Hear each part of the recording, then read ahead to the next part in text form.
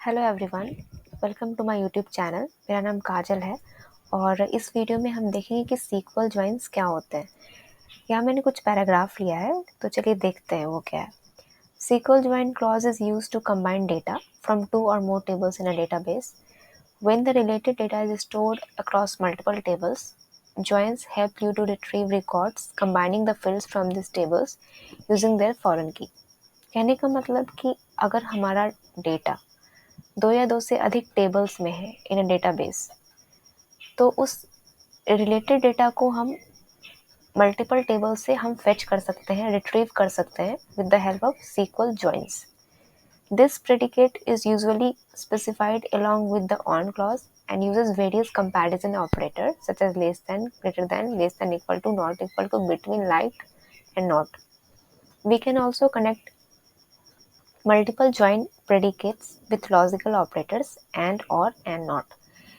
यानी हम in comparison operator की हेल्प से हमारे जो डिफरेंट टेबल से हम अपने डेटा को फेच कर सकते हैं इन लॉजिकल ऑपरेटर के हेल्प से।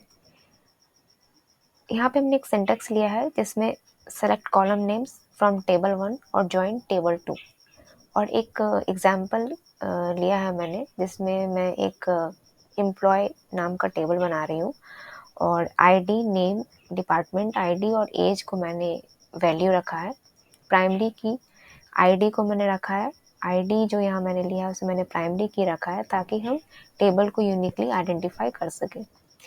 मैंने वैल्यूज़ डाला है उस एम्प्लॉय टेबल में, नेम, डिपार्टमेंट आईडी, एज और आईडी।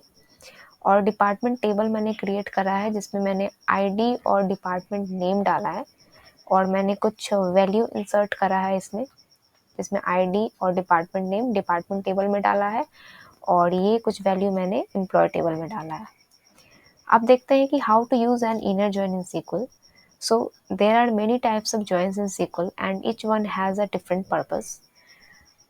बहुत सारे जॉइंस हैं हमारे बहुत सारे जॉइंस हम सीक्वल में यूज़ करते हैं, लेकिन और उन सभी जॉइंस का अपना एक डिफरेंट पर्पस है। The inner join is the most basic type of join. It is so basic that sometimes you can omit the join keyword and still perform an inner join। कहने का मतलब आप कोई भी join keyword यूज़ ना करें, आप बिना किसी join keyword का यूज़ करके भी आप inner join परफॉर्म कर सकते हैं, आप डेटा फेच कर सकते हैं। For example, say you want to fetch the name of all employees in the organization along with the name of their departments। In a situation like this, you need data from both the employee table and department table। तो अगर आपको किसी organisation के उन सारे employ के name और department के नेम फेच करने, तो आप उसे इस इनर जॉइन की हेल्प से कर सकते हैं। और ऐसे सिचुएशन में आपको दोनों ही टेबल से डेटा को आपको निकालना होगा, आपको ज़रूरत होगी दोनों ही टेबल में डेटा की, तो हम सिंपल जॉइन की हेल्प से उसे कर सकते हैं। Here data is being fetched from more than one table and each table is aliased। The alias is very useful for scenarios where both tables have similarly named fields like this। मान के चलते हैं कि हमारे पास दो table है और उस दो टेबल में अगर हमने आईडी रखा है तो वो आईडी आपको कंफ्यूज कर सकता है, इसलिए हम ऐसे सिनेरियो बेस्ड केस में हमें अलियास यूज़ करना होता है ताकि आप कंफ्यूज ना कर सकें। You would be able to access the different fields easily using the sort alias created। So in the select part of the query, we also specify the columns we want and we use the alias to tell which table each value comes from। हम यहाँ पर एक select statement लिख रहे हैं और ये बताता है कि जो हमारा डेटा आ रहा है, वैल्यू आ रहा है, वो किस टेबल से आ रहा है। तो इसके लिए हम एलियास यूज़ करते हैं ताकि आपको कोई कन्फ्यूज़न क्रिएट ना हो। तो यहाँ पे मैंने एम्प्लॉय टेबल में जो है एम्प्लॉय नेम को e.emp नेम से एलियास बनाया है और d.department नेम को डिपार्टमेंट के नेम को d.department नेम से मैंने एलियास क्रिएट करा है। And finally, to ensure only correct values are matched to each other, the where part of the query specify the condition that have to be made for the data to be joined.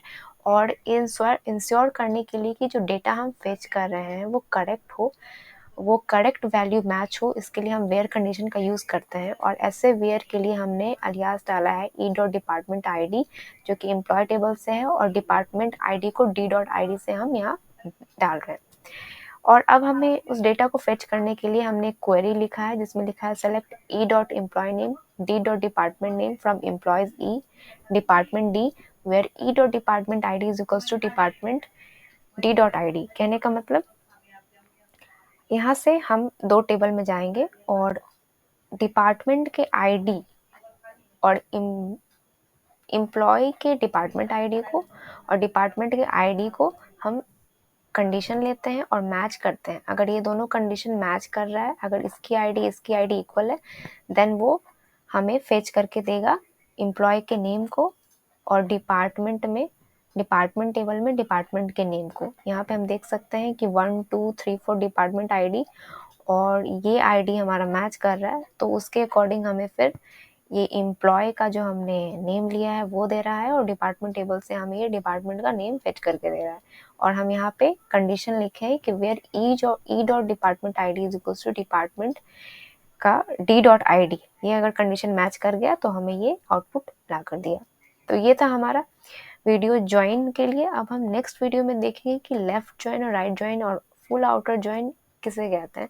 So till then wait for next videos. Bye.